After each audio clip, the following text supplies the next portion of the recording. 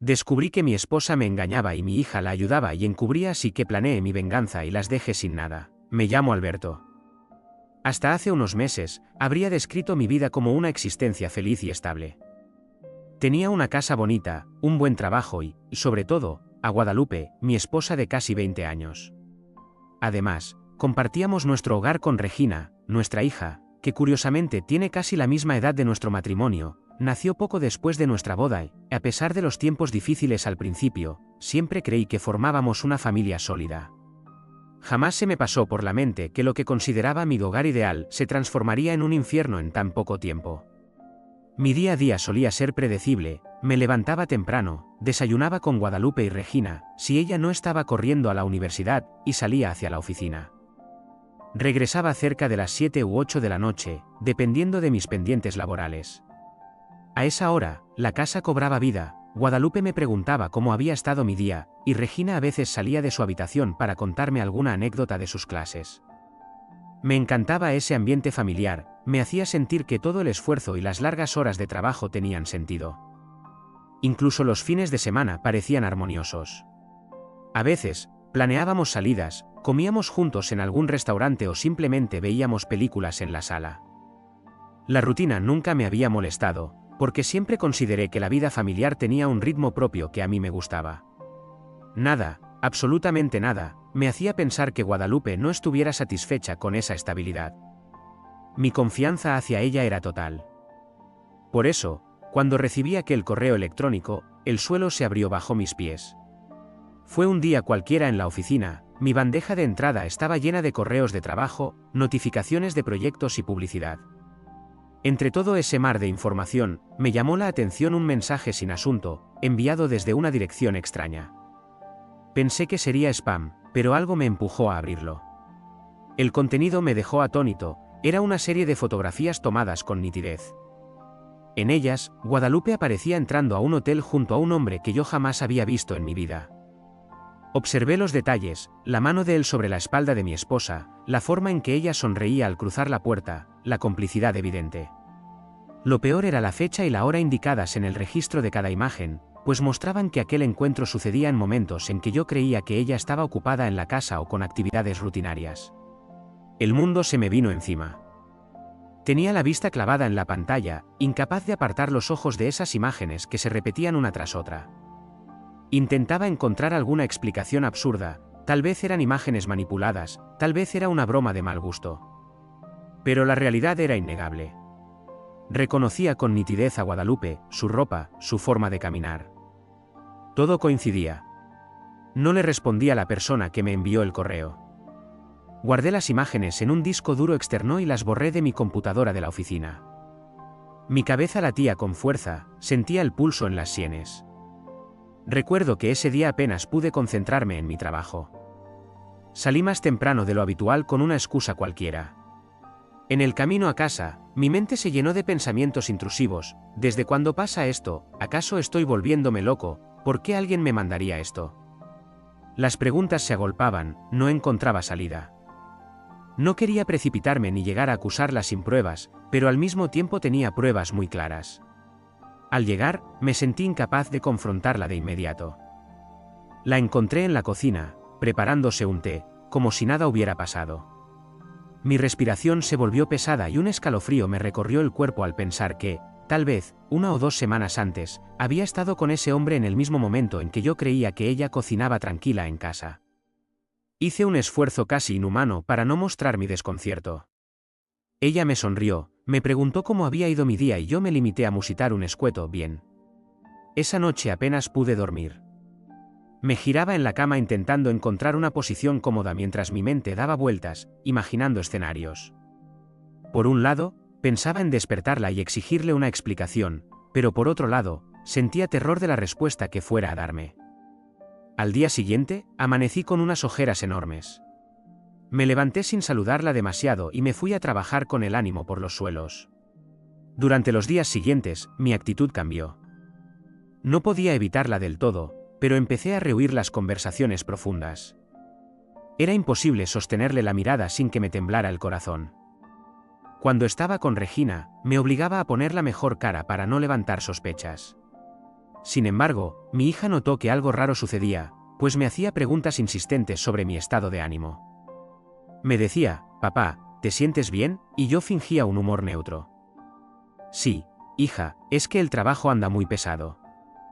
La mentira me pesaba, pero no quería involucrarla en algo que, en principio, creía solo concernía a mi matrimonio. En esos días de incertidumbre decidí tomarme unos días de vacaciones en el trabajo. Tenía acumuladas varias jornadas que casi nunca usaba, así que solo envié un correo a Recursos Humanos solicitando vacaciones inmediatas. Les di alguna excusa médica, diciendo que necesitaba un chequeo. Afortunadamente, no me pidieron mayores explicaciones. Mi plan era alejarme un poco de mi rutina para reflexionar. Les dije a Guadalupe y a Regina que mi jefe me mandaba a un curso fuera de la ciudad, pero la verdad era que me hospedé en un hotel de la misma ciudad, un sitio discreto, donde nadie me reconocería fácilmente. Necesitaba pensar. Me registré en una habitación sencilla, con vista a un patio interior, sin lujos. Me quedé allí, hundido en mis pensamientos, intentando descubrir qué había salido mal en mi matrimonio. Recordé nuestras primeras citas, cuando Guadalupe y yo nos conocimos en la universidad, los paseos por la ciudad, el nacimiento de Regina, la manera en que nos apoyábamos económicamente cuando el dinero no era tan abundante. Rememoré cada aniversario, los regalos que me hacía, las fiestas familiares donde nos veían como la pareja ideal. ¿Cómo podía todo eso quedar en nada? Mi desconcierto se convirtió en desesperación. El hotel tenía un bar pequeño en el primer piso, y empecé a frecuentarlo. Volví a viejos hábitos que creía olvidados, tomando alcohol en exceso, fumando cigarrillos a solas en la terraza, con la cabeza llena de imágenes de mi esposa con aquel desconocido. Durante largas horas, solo pensaba en si debería confrontarla o incluso suplicarle que dejara esa relación. O peor, la tentación de mantenerme en silencio y fingir que no pasaba nada, por miedo a perderla, llegó a cruzar mi mente. Sin embargo, la humillación de verme engañado podía más. El insomnio se volvió mi compañero permanente. El espejo me devolvía la imagen de un hombre derrotado, envejecido, con la mirada vacía. La idea de contratar a un investigador privado me pareció sacada de una película, pero no veía otra salida. Necesitaba conocer la verdad completa. Hice un par de llamadas, busqué referencias y encontré a un sujeto que aceptó el trabajo sin cuestionamientos. Le di las fotografías que recibí por correo para que tuviera un punto de partida, junto a algunos datos rutinarios de Guadalupe, horarios, amistades, sitios que frecuentaba. Le pedí que fuera discreto al extremo. No soportaba la idea de que alguien, fuera de mí, supiera lo que estaba pasando. Una tarde, mientras continuaba en el hotel, recibí la primera actualización del investigador. Me confirmó que, en efecto, Guadalupe llevaba ya un tiempo saliendo con ese hombre, cuyo nombre era Daniel. Según el informe, se veían en ese hotel y en otros lugares menos concurridos, como restaurantes en las afueras o estacionamientos aislados. Me pregunté por qué, de la nada, alguien habría decidido enviarme aquel correo con las fotos. Sin embargo, todavía no sabía la magnitud de lo que se ocultaba tras esas salidas. Sin pensarlo demasiado, accedí a una conducta que no me enorgullece, me metí en las redes sociales y correos de Guadalupe sin su permiso. Yo guardaba, en un sitio muy privado, las contraseñas de cada miembro de la familia, pues era meticuloso y controlador en el ámbito digital. Ella y mi hija nunca les cambiaban, así que me resultó relativamente sencillo hacerlo. Fue así como descubrí mensajes que no solo eran entre Guadalupe y Daniel, sino también conversaciones con mi hija, Regina. Las leí con el corazón encogido, con los dedos temblorosos al pasar de una línea a otra. En esos mensajes, Regina no solo mostraba conocimiento de la infidelidad, sino que la respaldaba abiertamente. Había frases que me revolvieron el estómago: mamá, me avisas cuando papá se vaya para que te puedas ver con él en la tarde, o no te preocupes, yo le digo a papá que vamos de compras y tú aprovechas para verlo. Era una traición doble. Jamás pensé que mi propia hija, a la que consideraba mi niña adorada, estaría cooperando en un engaño tan cruel. Y para colmo, los textos indicaban que no era algo reciente, había datos de hacía más de 5 años. 5 años de mentiras, de complicidad, de burlas a mis espaldas. Me sentí devastado, sin capacidad de reacción. ¿Cómo enfrentar a mi esposa y a mi hija al mismo tiempo? Me pareció surreal. Aún así, entre lágrimas y rabia, tomé la decisión de que no iba a quedarme de brazos cruzados. Si Guadalupe no me respetaba, y Regina había traicionado mi confianza, lo mínimo que podía hacer era proteger mi futuro y desenmascarar esa farsa. No quería quedarme como el ingenuo que, tras 20 años de matrimonio, lo perdía todo y se iba con las manos vacías. Había algo dentro de mí que se rompió para siempre. Me puse en contacto de nuevo con el investigador privado y le conté la parte que había descubierto sobre mi hija. Le pedí más información y le pedí que grabara todo lo que pudiera, vídeos, registros de entrada y salida a hoteles, llamadas, cualquier cosa que sirviera de evidencia. Me convertí en un hombre frío, metódico, que ya no quería sufrir, sino protegerse y vengarse de ese golpe. El investigador resultó bastante eficiente, y a las pocas semanas me entregó material que confirmaba fechas, horas, lugares y a Daniel, siempre acompañado de Guadalupe. Con toda esa información, me cité con un abogado especializado en divorcios y le planteé la situación. Le expliqué que quería blindarme de cualquier acusación, y que además deseaba cortar también mi relación legal con mi hija. Eso sonaba tremendo incluso para mis oídos, pero en ese momento me sentía tan defraudado que el simple pensamiento de seguir costeándole la universidad y demás gastos me parecía insoportable. Mi abogado me miró con incredulidad, no le parecía común que un padre renunciara a su hija de esa forma. Pero yo estaba decidido. Elaboramos un plan detallado, resguardando toda la evidencia en un entorno seguro, listos para presentarla en caso de que mi esposa y mi hija intentaran demandarme por cualquier motivo. Pasaron algunos días hasta que elegí el momento propicio para dar el golpe definitivo. Tenía todo preparado, las copias de la demanda de divorcio, las pruebas impresas y los documentos legales donde estipulaba una pensión mínima y la renuncia a mis obligaciones con Regina una vez cumpliera su mayoría de edad. Para mí era vital que quedara claro que, tras cumplir los requisitos legales, no pensaba tener vínculo alguno con ella. Aunque resulte horrible admitirlo, en ese instante yo la consideraba tan culpable como su madre. Me había engañado a un nivel que jamás pensé posible. Recuerda, para más historias como esta suscríbete, dale like y activa la campanita. Continuemos. La fecha en mi calendario llegó, un día como cualquiera, sin fiestas ni reuniones, donde no hubiera testigos indeseados. Me senté en la sala de la casa, con la bolsa de papeles junto a mí, y las cité a ambas. Guadalupe, al principio, entró con rostro normal, e intuí que pensó que se trataba de una charla familiar o algo trivial. Regina llegó unos minutos después, con el ceño fruncido, preguntando si pasaba algo grave. Les pedí que se sentaran. El aire se podía cortar con un cuchillo. Tomé aire y les dije, con la voz lo más serena que pude, que sabía todo. Les conté que conocía la existencia de Daniel, que tenía fotos, vídeos y mensajes. Les expliqué que había descubierto cómo Regina la encubría. Fui tan firme como el temblor de mis manos me permitió.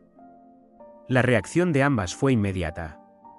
Mi esposa se puso de pie, furiosa, negándolo todo y acusándome de tener delirios de persecución.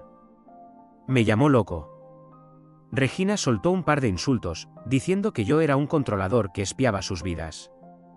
Jamás había escuchado semejante tono de voz en mi hija. Parecían dos personas a la defensiva, atacándome sin piedad para salvar su propio pellejo.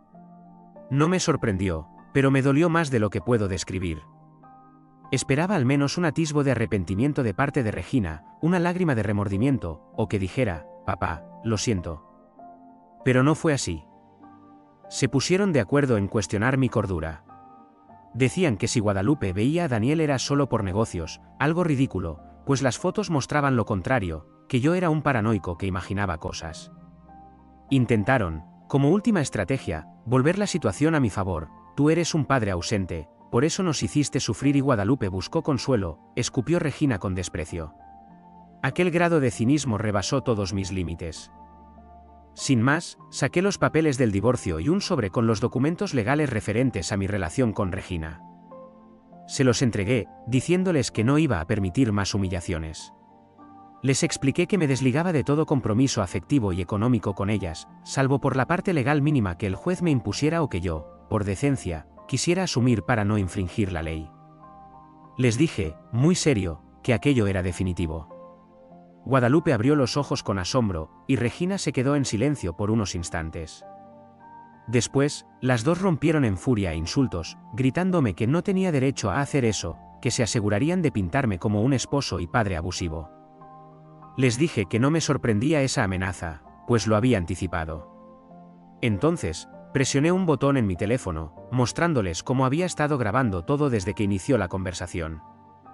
Así nadie va a creer sus mentiras, les solté con un hilo de voz cargado de dolor. Guadalupe me lanzó una mirada de odio, y Regina se llevó las manos a la cara, como intentando ocultar su vergüenza o su rabia. Sin decir más, me levanté, tomé mi bolsa con la evidencia y me marché de la casa. Nunca olvidaré sus gritos detrás de mí, tratando de deslegitimar mi dolor y echándome la culpa de su propio engaño. Con el corazón roto y los ojos húmedos, salí de ese lugar que antes consideré mi hogar. Me fui directo a un hotel, otra vez, a quedarme. Sentía que mi mundo se había reducido a una maleta y un cúmulo de papeles. Pero, al menos, tenía la certeza de que estaba tomando el control de la situación. A los pocos días, llegaron las notificaciones legales. Guadalupe y Regina, tal como amenazaron, presentaron denuncias por abuso psicológico y control excesivo. Intentaron conseguir una orden judicial que las favoreciera, alegando que yo era violento e irracional. No me sorprendí. Mi abogado y yo habíamos previsto que recurrirían a esas tretas para quedarse con la casa, con la mayor parte de mis ingresos y, quizá, con indemnizaciones fuertes. Pero yo estaba preparado. El día de la audiencia, presenté toda la documentación que mi abogado había organizado meticulosamente. Mostré las fotografías, los informes del investigador, los mensajes de mi hija. Les expliqué que no los había obtenido de manera demasiado limpia, pero que había razones de peso para hacerlo y que, en cualquier caso, confirmaban la infidelidad de Guadalupe, quien, además, llevaba más de 5 años violando el acuerdo de fidelidad matrimonial. Demostré que Regina, ya mayor de edad, conspiraba con su madre para engañarme. Les enseñé la grabación de la confrontación final, donde podía escucharse cómo las dos me insultaban y admitían algunos hechos en su intento de desquiciarme. La defensa de Guadalupe y Regina se vino abajo con cada prueba. Sus acusaciones de abuso, al no tener sustento ni testigos que corroboraran sus historias, quedaron en entredicho. El juez se mostró escéptico sobre sus afirmaciones, y ni siquiera sus abogados pudieron mantener una línea coherente de defensa. La sala quedó en silencio cuando reproduje parte de la grabación donde Guadalupe amenazaba con hacerme pasar por loco. Fue un momento amargo, pero a la vez me sentí satisfecho de que la verdad saliera a la luz, por cruel que fuera. El resultado del juicio fue bastante favorable para mí, aunque, en su momento, lo sentí como una victoria triste. Me otorgaron el divorcio sin complicaciones. La casa, el automóvil y la mayor parte de los bienes quedaban a mi nombre. A Guadalupe se le otorgó una compensación mínima por los años de matrimonio, pero muy por debajo de lo que ella pretendía. A Regina, por ser mayor de edad, se le concedió apenas una ayuda temporal que no significaba gran cosa. Yo había ofrecido algo simbólico, lo suficiente para no quedar como un padre completamente desobligado ante la ley, pero sin mayor implicación. Ni siquiera me molesté en mirar sus reacciones cuando el juez leyó el veredicto. Al salir de la sala, me encontré de frente con Guadalupe y Regina, que me esperaban en el pasillo. Intentaron interceptarme, con semblante abatido, tratando de encontrar una rendija de compasión en mí. Alberto, por favor, perdona todo. No fue tan grave, podemos solucionarlo, me dijo Guadalupe con los ojos llorosos. Regina, por su parte, quiso utilizar el chantaje emocional. Papá, lo hice por mamá, jamás quise hacerte daño, devuélveme tu cariño. Me quedé mirándolas. Reconozco que una parte de mí se estremeció al ver a mi hija suplicando. Pero yo estaba decidido a no ceder. Las escuché unos segundos y luego le respondí con la voz firme: no me busquen más. No quiero volver a verlas. Su engaño me hizo ver la verdad: si durante años fueron capaces de esto, nada me garantiza que no vuelvan a hacerlo. Regresen a su vida y olvídense de la mía. Sentí un nudo en la garganta, pero me mantuve en pie. Guadalupe, desesperada, soltó algo que todavía me provoca náuseas al recordarlo: fue solo una vez. Daniel no significa nada. Podemos abrir la relación si quieres, no volveré a ocultarte nada. Pero regresa. Aquello me pareció una de las propuestas más indignas que alguien pudiera hacer, como si tratara de canjear mi confianza rota por un supuesto permiso para mantener su doble vida. Me recorrió un escalofrío de repulsión. La miré con todo el dolor contenido. Me das asco, le dije, sin cuidar mis palabras. Una persona que puede traicionar así y luego fingir que no pasó nada no merece ni un segundo más de mi tiempo. Ella intentó tocarme el brazo, pero retrocedí. Dije todo lo que había callado durante años. Le expresé mi decepción, le subrayé cuánta humillación había soportado sin saberlo, y le dejé claro que jamás existiría reconciliación alguna. Luego, dirigí una última mirada a Regina. Ella había comenzado a llorar, con la mano tapándose la mitad del rostro, murmurando mi nombre. Recordé tantas veces que de niña me decía, papi, te quiero, y me abrazaba. Ahora, todo eso parecía una simple ilusión rota por la complicidad que tuvo con su madre. Con un golpe de determinación y una tristeza infinita, di media vuelta y me marché. Fue el adiós definitivo. Los siguientes días fueron de transición. Vendí la casa, que para entonces se me antojaba un espacio lleno de recuerdos amargos. También renuncié a mi trabajo, pues me generaba demasiados vínculos con el pasado. Con el dinero de la venta y mis ahorros compré un departamento pequeño en otra ciudad, lejos de todo lo que me recordara a Guadalupe y Regina. Muchos me preguntan cómo pude tomar medidas tan radicales. Les respondo que, cuando el dolor alcanza cierto nivel, la necesidad de un borrón y cuenta nueva se vuelve imperiosa. Ya no sentía apego por nada de lo que había edificado durante 2 décadas, en mi mente, todo estaba manchado por la deslealtad. Dejé atrás amistades, vecinos y parientes que me relacionaban con esa vieja vida. Unos pocos amigos cercanos se enteraron de algo de la historia, pero yo no di demasiados detalles. Simplemente expliqué que atravesé un divorcio complejo y prefería iniciar de nuevo en otro lugar. Mi abogado me siguió asesorando a distancia para los últimos trámites de la liquidación de bienes, y poco a poco, el proceso fue concluyendo. Nunca volví a recibir un mensaje de Guadalupe ni de Regina, o, si lo hicieron, yo había cambiado de número y de correo electrónico. El silencio era total, y eso me convenía para seguir adelante. Una tarde, mientras terminaba de desempacar en mi nuevo departamento, me senté en el balcón con una cerveza y contemplé la ciudad desconocida donde ahora vivía. Por primera vez en mucho tiempo, sentí algo parecido a la calma. El dolor seguía ahí, latente, pero había cierto alivio en saber que ya no dependía de la aprobación ni del amor de quienes me habían herido tanto. Recordé la cara de Guadalupe en la audiencia, la forma en que Regina intentó manipularme, y comprendí que el pasado ya no se podía cambiar. Solo me quedaba avanzar. Hoy, mantengo la determinación de no retomar contacto con ellas. Mi confianza quedó pisoteada, y sé que no soportaría otra decepción. No he vuelto a saber de Daniel, ni me interesa. Supongo que o se fue de la ciudad, o sigue con su vida, o quizá Guadalupe continúa viéndose con él. Me da igual. Tampoco he retomado ninguna relación seria con alguien nuevo. Estoy centrado en mi trabajo, que conseguí en esta ciudad, y en mi bienestar. A veces, salgo a caminar por el parque, disfruto de un atardecer y pienso que, pese a todo, soy libre. La gente de mi entorno, con la que trato hoy, desconoce esa parte oscura de mi historia. Ignoran que estuve a punto de suplicar cariño a quienes me traicionaron. No saben que por poco me bebo mi cordura en un bar oscuro del hotel donde me refugié. Tampoco saben que estuve al borde de la locura al descubrir la complicidad de mi propia hija. Y, en realidad, no necesito que lo sepan. Esa experiencia vive en mí como una cicatriz profunda, pero me convirtió en alguien más sabio y quizá, más firme en mis convicciones. A veces, por las noches, me pregunto si habrá un día en que Regina se arrepienta de haberme mentido por tanto tiempo. Si me buscará, arrepentida, para decirme en perdón, papá. Sin embargo, si ese día llega, no sé si seré capaz de perdonarla. Una parte de mí aún quiere comprenderla, justificarla por la influencia de Guadalupe, pero la cruda realidad es que participó activamente en destruir mi paz. Por ahora, no hay espacio para la reconciliación. Me enfrento a cada amanecer con la certeza de que hice lo que tenía que hacer para protegerme. A veces, cuando mi mente divaga, recuerdo las fotografías que me enviaron aquel día.